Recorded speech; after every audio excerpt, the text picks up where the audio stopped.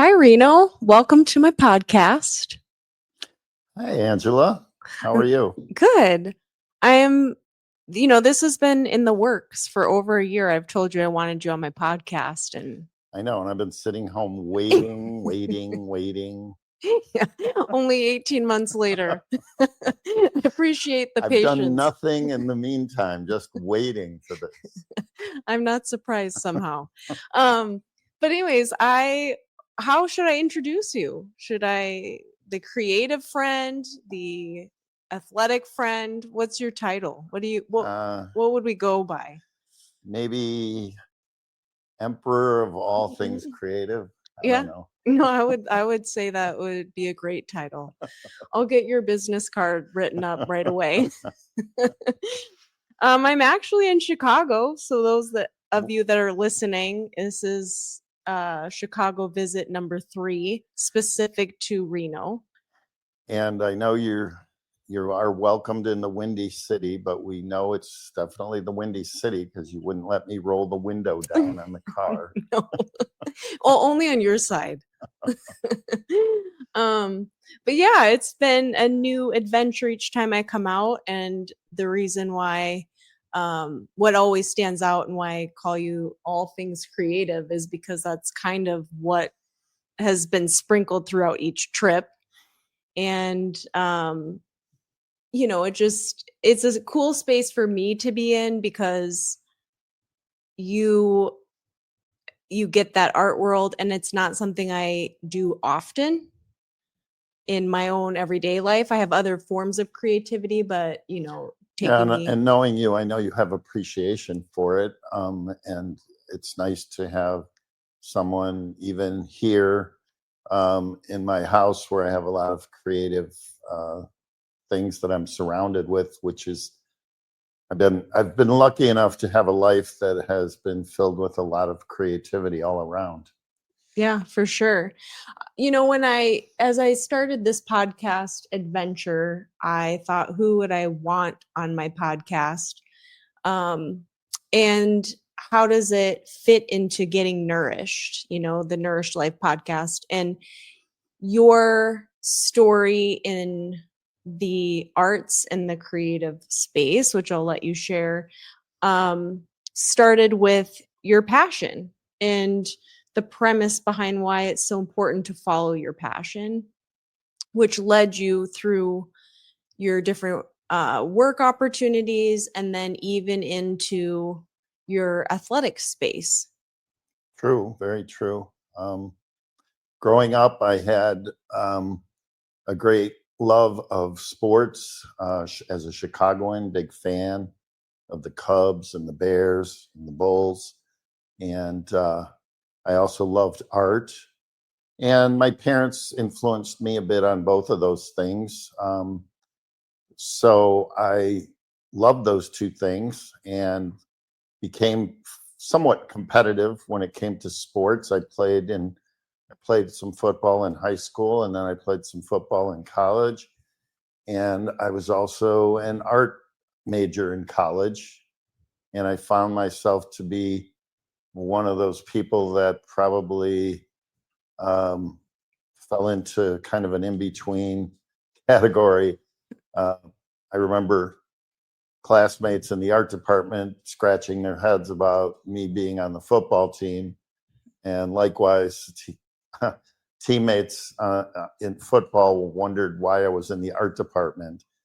And as I went through college, I became aware of the fact that, gosh, I love art, I love sports, love football, but I don't know if I'll ever make a living at either of these. So it kind of shook me up. Yeah. And I ended up getting a degree in art education and had a teaching degree. And I couldn't have realized that 10 years later, by staying with my passions, that I would end up having a wonderful career that involved advertising, creativity, filmmaking, and all of the Chicago sports heroes that I grew up loving. Cubs players, Michael Jordan, the Bears. it seemed to like magically come together. And I'm very grateful about that. Yeah, I love, every time I come and visit or you make your way to Phoenix in the winter months, there's more nuggets that come out about your story, your life. And it is really, in my mind, on the outside, looks so organic, as you just had these really cool experience and opportunities. Like you said, you use the term magical, like just land in your lap. But I also think you really stuck true to yourself. You didn't, I never heard anything that felt forced in your journey. Yeah, I tried never to like chase after money. I mean, we all like to do well and be able to have a comfortable life. But when it came down to it, what still stuck with me was that to try to lead my life doing things that I love to do. And although I didn't actively participate in sports in a professional way, I Mhm. was able to I was able to work with sports stars, and then I was also able to make that my hobby, so to speak, of continuing to play sports. And I still to this day play competitive volleyball, both beach and indoor. And so, again, I think that leads to a good life if you can be doing things that you love instead of going, oh boy, I have to go to work again today. Mhm. Another 9 to 5. I can't wait till the weekend.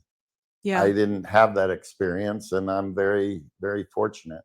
So I do want to touch back on the sports space and following that, and then, the competitiveness all the way into your youthful 72 years of age. So I do think the listeners should hear that beautiful number, because just because you turn a certain age doesn't, there's this weird cap that people just think, oh, well, I can't. I'm too old, or there's always a limitation that's put there. And so I guess we'll just talk about it now, and Well, then thank you. Yeah, thank you for acknowledging that. I mean, there is, I guess, again, in this area, I feel somewhat lucky that my genetics are good, Mhm. that can contribute to an active life, or it can inhibit one. I've been lucky in that regard, but I've also, since I was young, I've stayed incredibly active. I've liked competitive sports. I've played football and basketball and volleyball Mhm. throughout many years. And um, you know, it certainly becomes harder as we age. And it's weird because, and I'm sure you will talk to other people who are close to my age group or whatever, and it's weird because in your head Mhm. you still think you're 35 years old. You don't Mhm. Yeah. necessarily, maybe some people do, but I still go out there and I compete with people who are in their 20s, 30s, 40s. Mhm. And I don't strictly think about myself as, oh, I'm too old for this. I just think hopefully I can compete.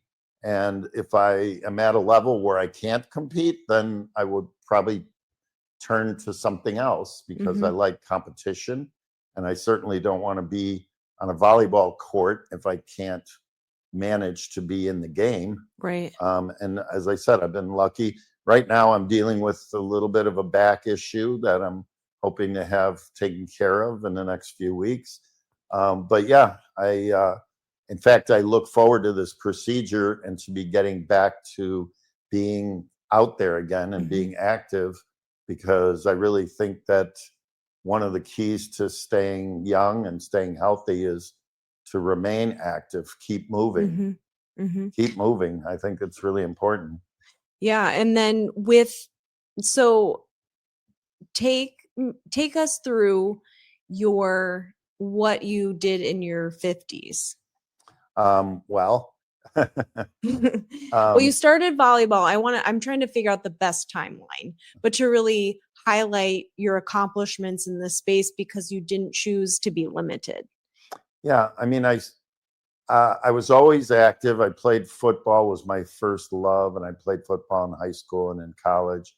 I didn't really play volleyball back in that day because volleyball wasn't prevalent in the Chicago area for men.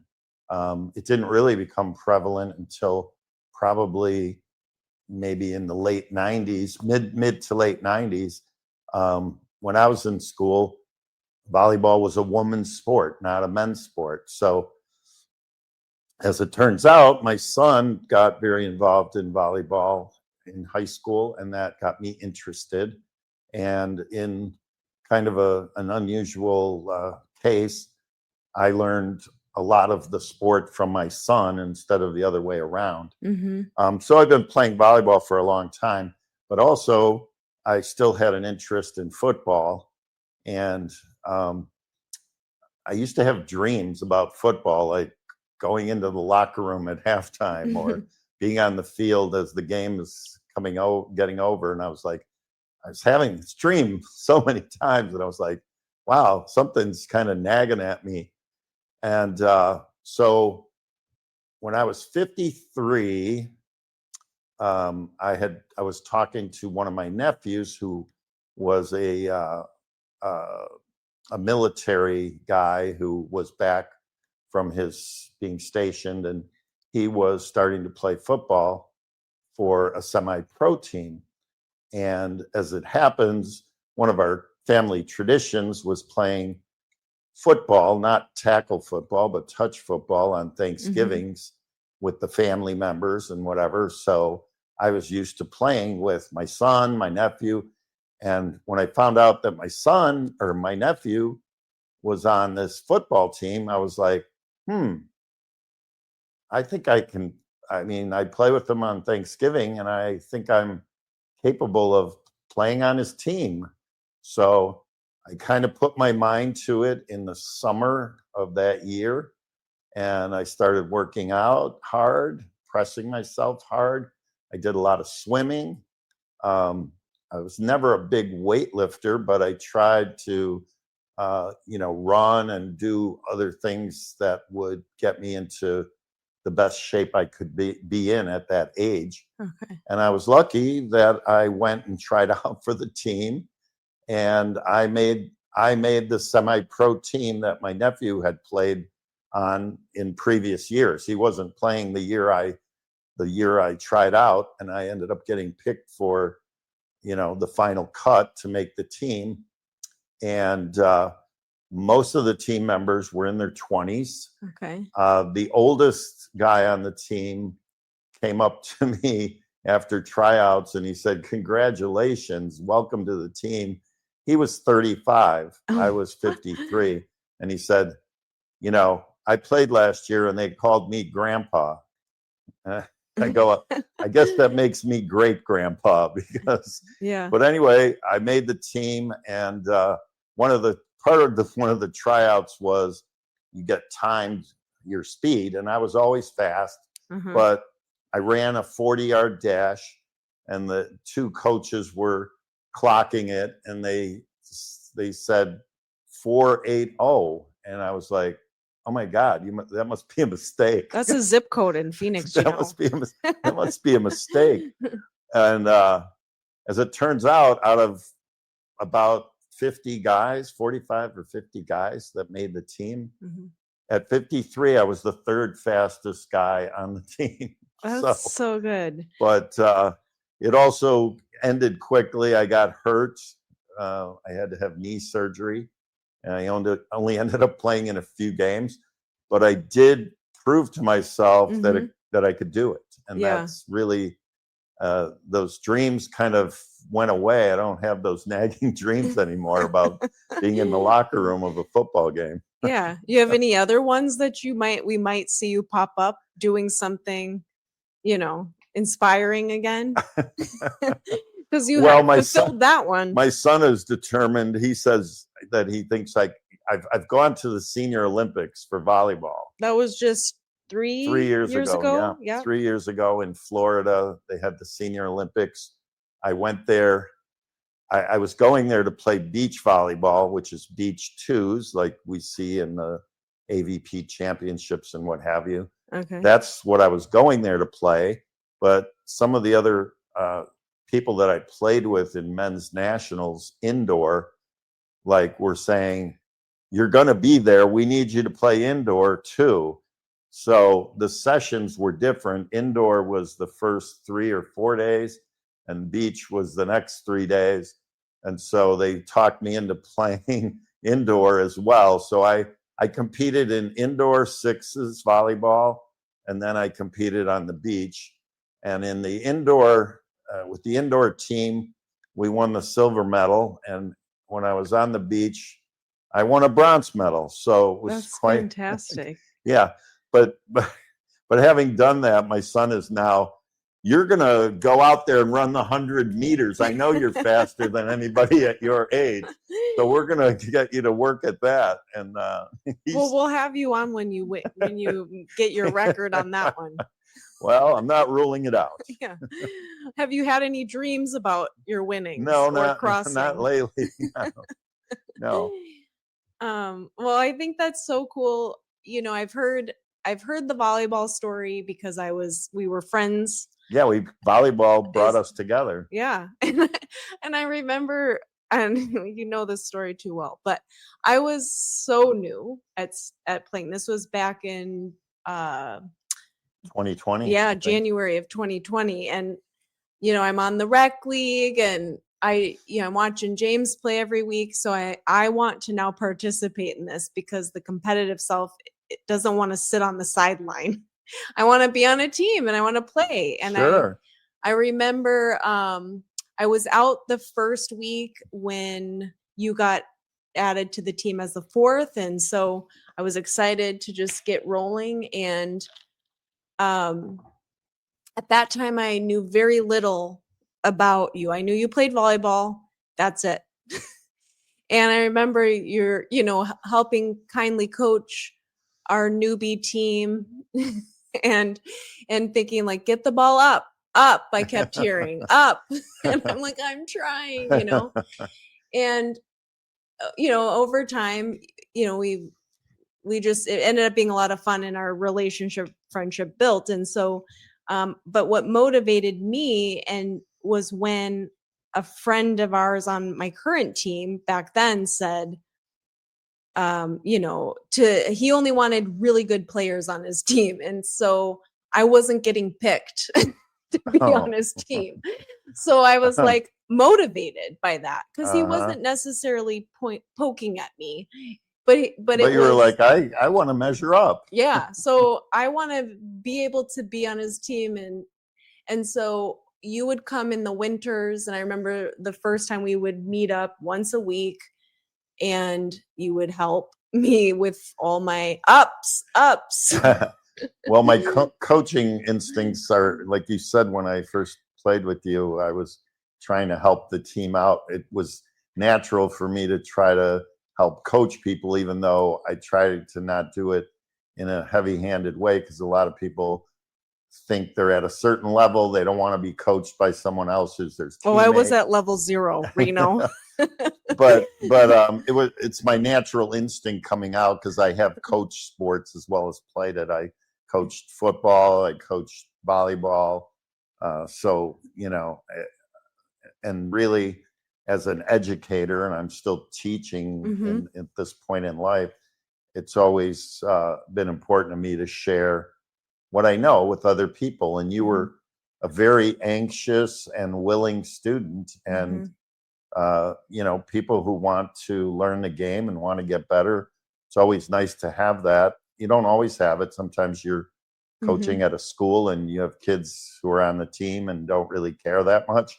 Yeah. But it's nice when you have a player, one of your athletes or several of your athletes who are very motivated, and you were. Yeah. I wanted to make his team. And so I had to get better. And I wanted to try something new. Golf is my history, and I am athletic. but I hadn't had a sport, obviously, with golf. It's an individual. And now I'm stepping into a team sport and trying to understand the team elements. But when you came to my house to get your hair cut for the first time, I began to realize the level of volleyball expertise. And I joked, and I don't know if you remember this, but I was like, I feel like every time I talk to you, it's like you're Mary Poppins with that bag that just keeps pulling out like really cool things of life. And that was one of them. And like your, how many years you'd played. And then, of course, into your director space and your connections there. But yeah, it was, you have been a motivator to me because although I too feel 20 in my head, my body is 43. I've done some really cool things, but I see your limitless approach and I want that. So I'm motivated by you. Well, I'm glad that that's been a motivator for you. It's funny because I do feel like I inspire. I know a lot of my friends who I play volleyball with. Mm-hmm. Nobody's really my age. There's no one. I mean, there are players my age, which is why I ended up at Senior Olympics. I'm able to find one of my players was from Albuquerque because I played with him in nationals. But it's not like I hang out with a group of guys that are 70. They don't. No. It just doesn't. There aren't many players that are at my age and at my skill level. So most of my friends, probably the oldest of my volleyball friends is in his 50s, and most of them are in their 40s or even 30s. And I've met them coming out here and playing twos and not being able to catch my breath at times. But well, and they give me added incentive because they tell me that I inspire them because of my longevity. And, that's a feel good for me to feel like I'm inspiring someone. And at some point I go, I don't know, is this going to turn off, or do I, in my head, as we've talked about already, feeling younger than I am in my head, I just keep thinking I can do it.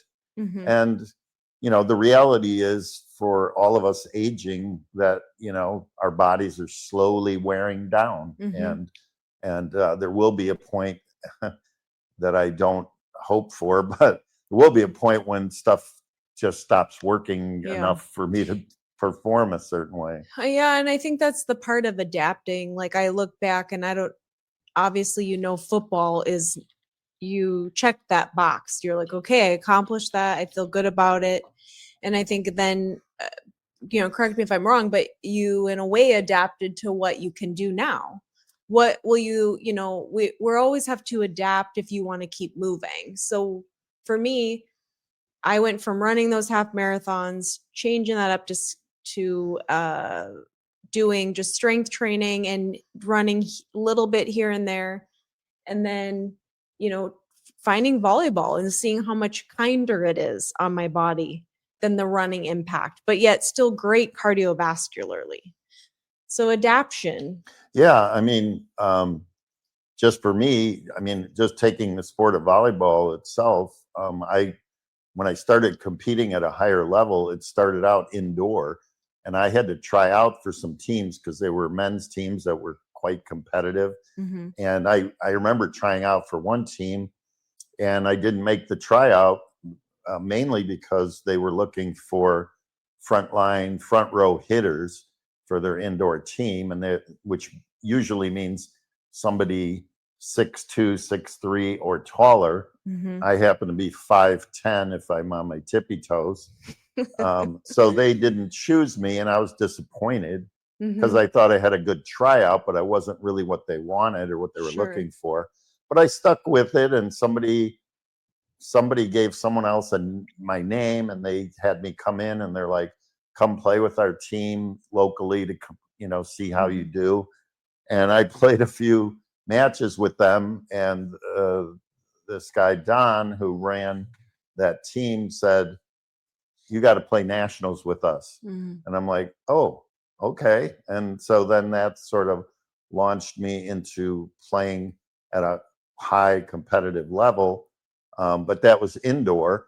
And then as I did that, um, I did come to a realization that, you know, the indoor hard court was much tougher on my body, Mm-hmm. and that the sand, as you were saying, is a great workout, but it's also easier on your body. The sand has give. You Mm-hmm. still have to work very hard.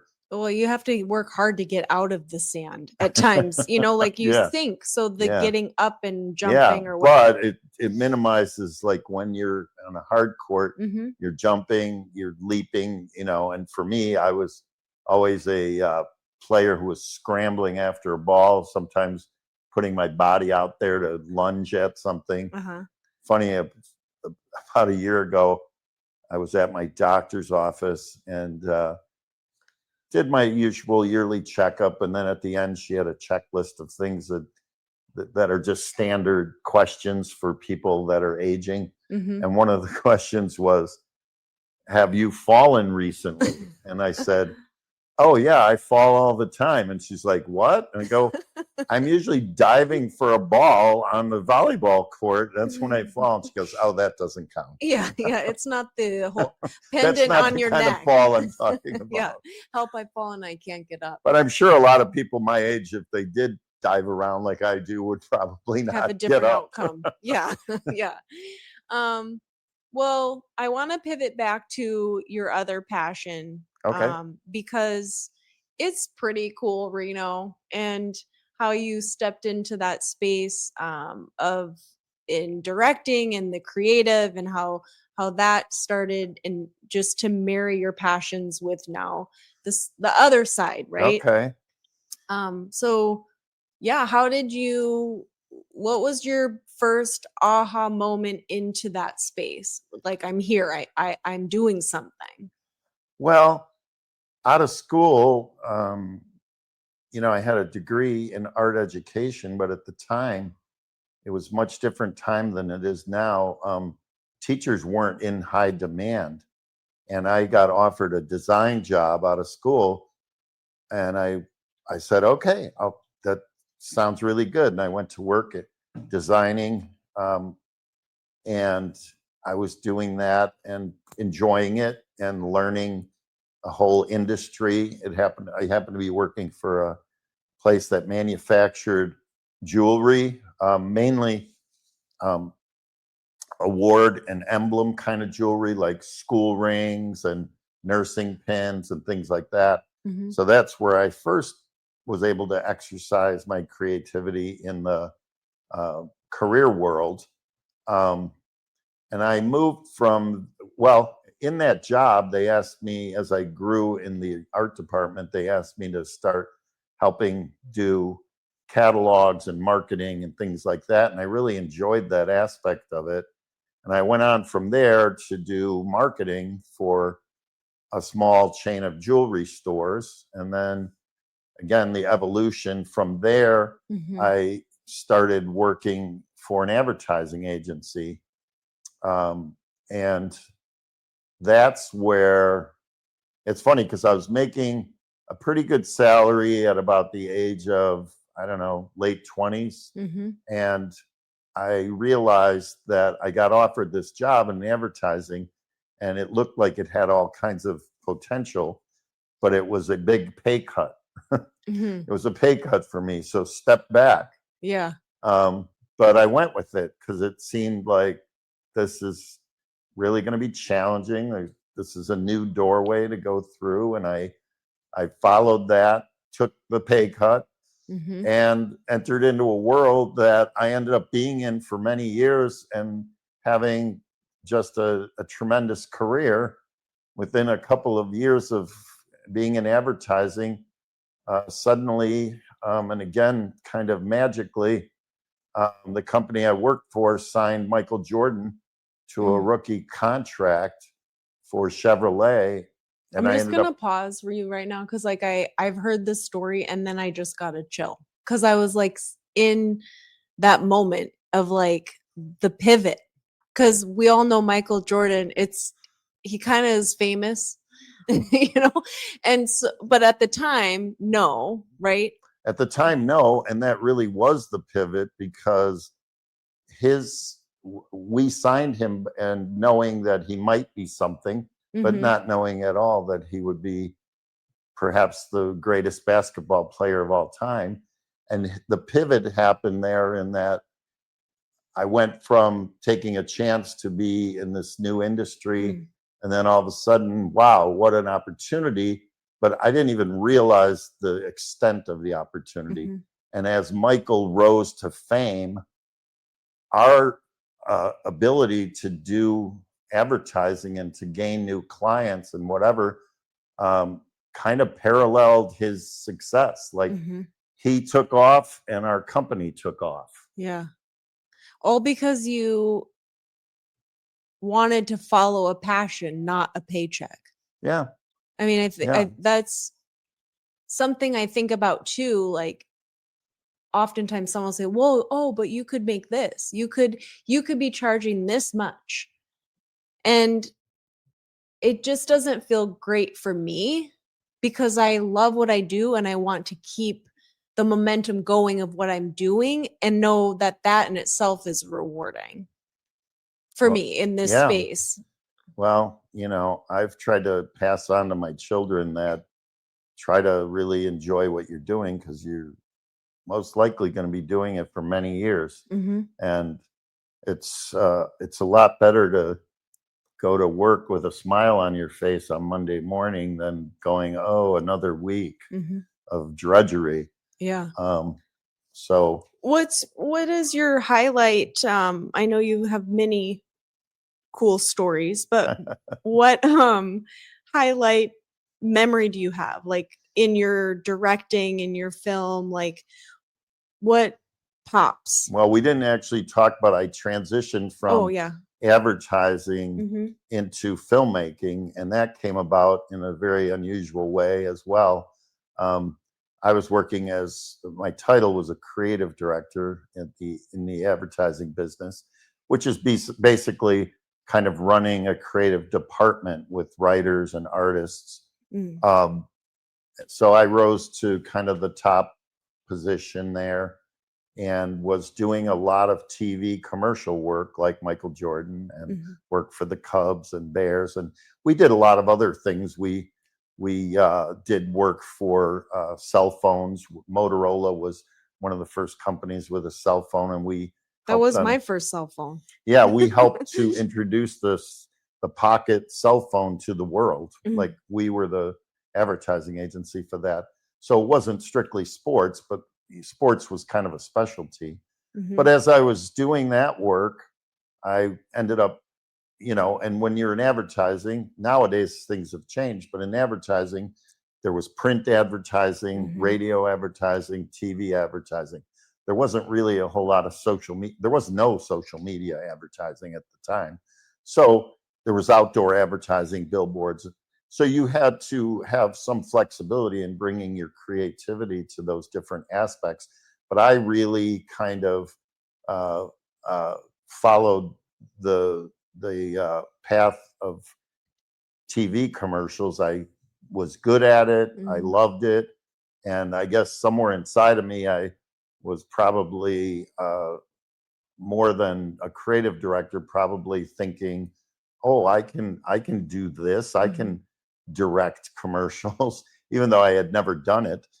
So I, in a lot of ways, I learned a lot of stuff on the job. And one campaign that we did was with the comedian and TV star Roseanne Barr. Mm. And it was for one of our clients who was in fashion, and it was meant to break through the clutter. So we cast a young Roseanne Barr Mhm. before she was ever on TV to do our commercials, and we shot some commercials that were funny.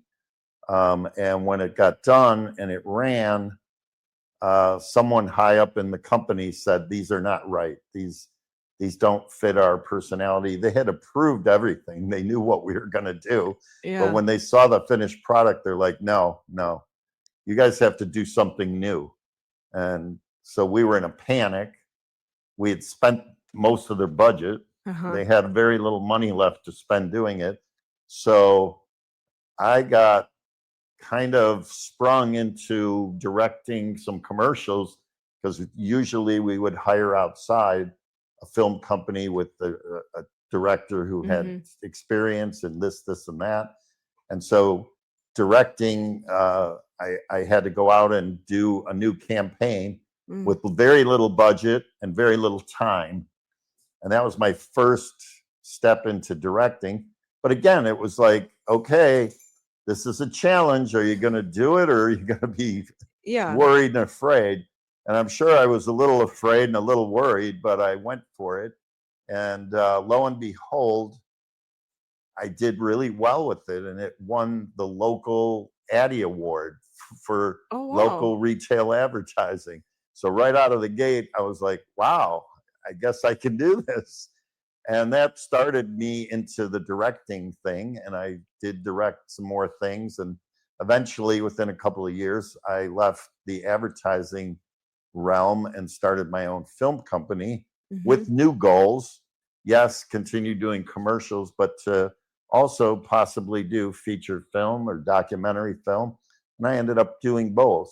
I did a feature film called The Opera Lover that your listening audience can find on Amazon Prime. And then I've done a documentary that was on TV about a sports team, Back to My Sports. And I don't know, did I get off topic? Because I feel like I'm rambling a little bit. I think it's all under the umbrella of your direction and following your passion and sticking to your true self. And I think I don't know. I think a lot of us can relate to having passions, but not pressing through them. Not acting on them necessarily. Yeah. And you are an example in this space to just do it, like just keep, pressing through. I'm going to tell Nike to maybe use that line. I literally like popped out of my mouth. I was like, do you hear me, Nike? You hear me? Oops, you're 20 years late. They already came up with that. Shoot. But yeah, I think that's what inspires me so much, because it is creative. Like, everything you're doing, even now, you're bringing back your teaching that you had a degree in arts, and now you're at the local arts center. And you're teaching painting. And ceramics, photography. Yeah. And I've taught film camps for teens as well.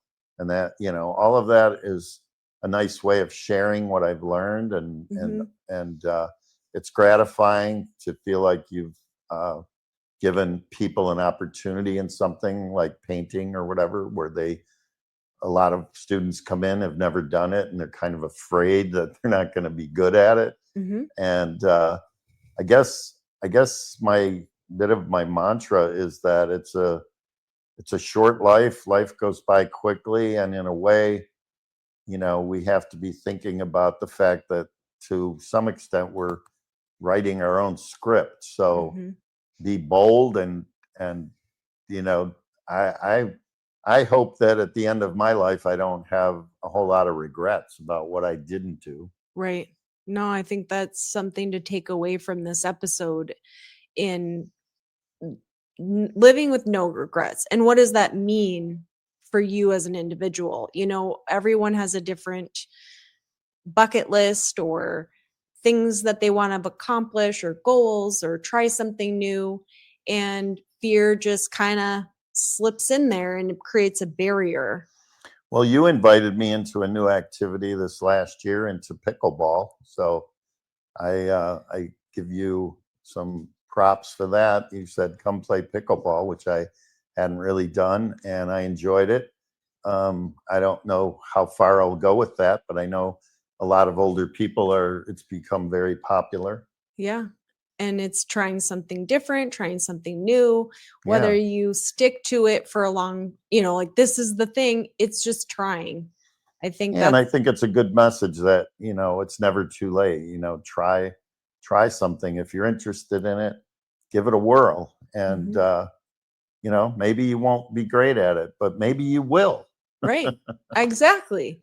I think, you know, with Logan and this whole transition, I have been navigating, what do I get to try now? You know, I have more time on my hands. And so I'm exploring that for this next chapter of my life as my parenting role is shifted, still present, but it just looks different. And yeah, there's some things like this podcast, I wanted to evolve it differently. So I'm like, you know, excited for that and trying something different in this space, and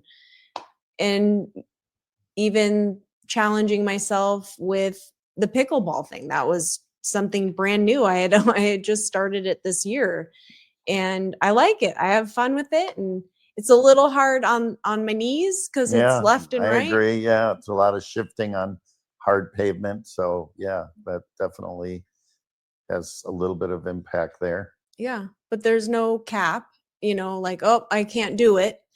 And I think that you're an example of a limitless opportunity. Like, don't cap, don't limit, and you're open to trying stuff even into your later wisdom years. Well, and I'm always trying to, you know, the creative part of me is always conjuring up what's next, because I think that's a good attitude to have, as well as what do I do next.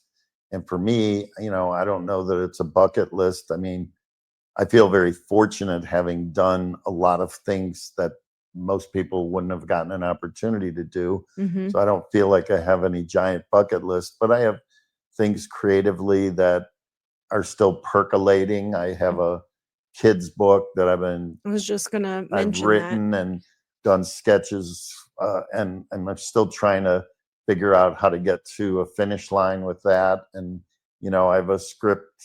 I have a movie script that I've written a while ago.